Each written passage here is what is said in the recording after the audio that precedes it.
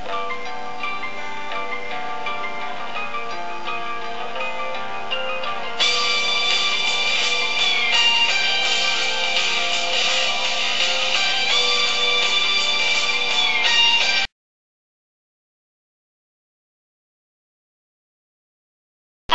dnes tu bude súprovo. Dnes tu privítame jeden párik. Volá sa Marisa a Josh. Takže Marisa účinkuje v jednom komikse. To sa dozviete aj za chvíľku. Bude to dnes tu súprové. Takže privítajme ich. Ahoj Marisa. Ahoj.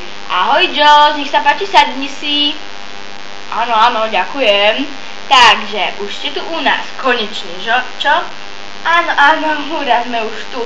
Sme sa mali trafiť skoro, netrafili sme sem. Počúvajte to, čo tu máte za cestu? Ale prestaňte. Takže ideme sa rozprávať o tvojom komikse novom, že?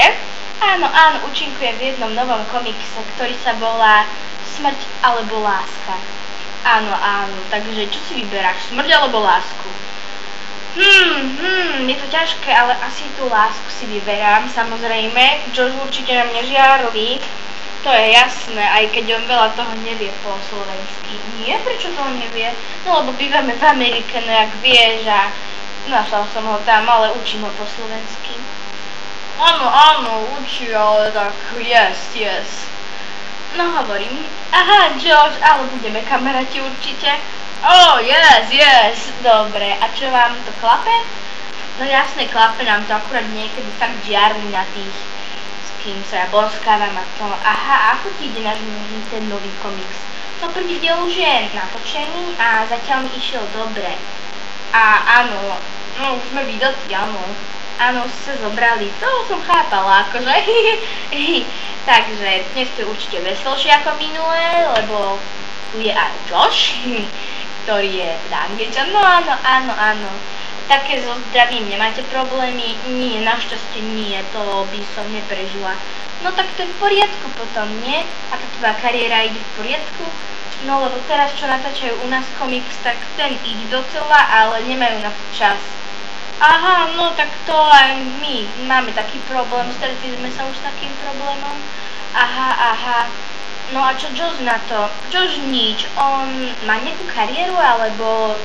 Áno, on je tiež herec, ale taký komediant. Aha. No a proste, a čo teraz povedal? To, že nič že si vymýšľam, ale nevymýšľam si. Oh, yes! Ona si vymýšľa. Mám nejaký divný prízvuk, ale zábava je tu. Každopádne musím uznať. Som rada, že ste prišli medzi nás, ale prestaň, prosím vás, svoje hádky si riešite doma. Dobre. Fajn, tak ja sa s vami rozlúčim. Dobre, Marisa, ahoj a drž sa pekne, dobre? Áno, aj ty, Josh, a nauč sa po slovensky, ahoj, tak fajn, majte sa. Tak, toto boli naši hostia, privítali sme ich tu otvorenou náručou, na budúce uvidíte, to bude prekvapko, nepoviem vám to. Tak, majte sa, ahojte.